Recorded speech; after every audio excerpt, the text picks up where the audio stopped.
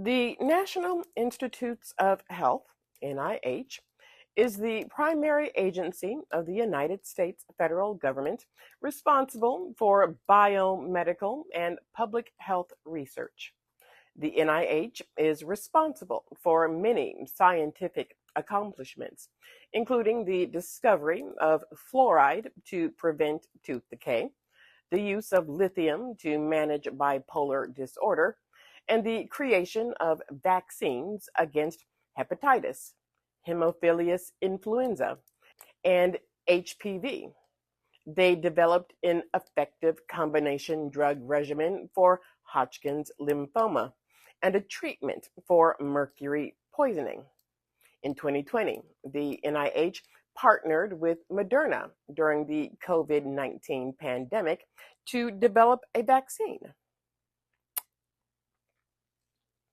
We all know that when Trump took office at the beginning of 2025, he vowed to end DEI, diversity, equity, and inclusion, saying that it was discrimination against white people.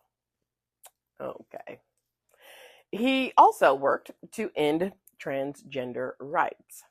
To this end, the executive order that Trump signed said that the administration would withhold funding from agencies and universities that did not end DEI programs or adhere to the executive order that essentially ended transgender rights. Well, the NIH conducted a review of grants, this was in February, I believe, and determined that more than 1,700 of them were not consistent with Trump's directives and terminated them, including studies into HIV prevention and gender identity among teens, disruptions to funding, impede grants for things like dementia and ALS research, and it prevents a research scientist from consulting with physicians treating children with a devastating rare condition. But that doesn't matter, does it? No. This move was challenged in court. U.S. District Judge William Young in Massachusetts ruled that the government had failed to follow correct legal processes in implementing the policy in violation of a law called the Administration Procedure Act. Young found that there were pervasive racial discrimination and extensive discrimination against gay, lesbian, and transgender people in how grants were selected for termination. He also found an unmistakable pattern of discrimination against women's health issues.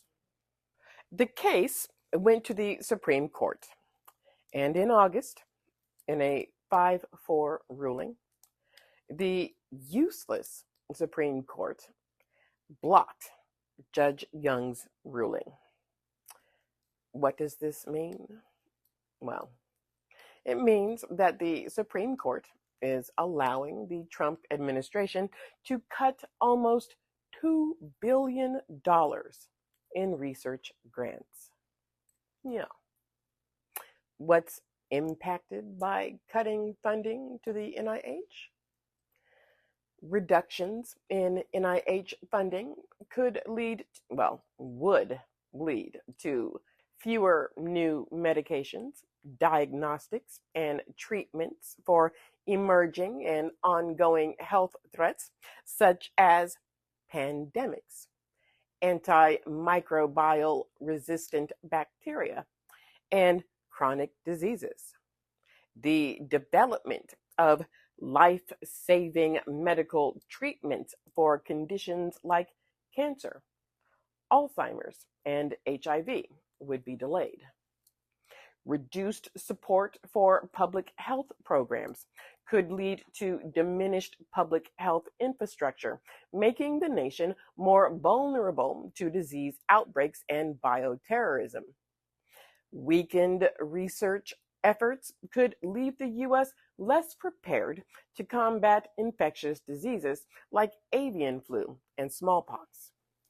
Meanwhile, in September, in a preliminary injunction, U.S. District Judge Rita F. Lynn in San Francisco ordered the NIH to restart the flow of about $500 million in funding for scientific research it withheld from the University of California, Los Angeles. You see, in July, the NIH had suspended about 500 additional grants at UCLA, amounting to $518 million in unspent funds. Grant suspensions were punishment for anti Semitism, race based admission practices, and the participation of transgender athletes in women's sports at the university.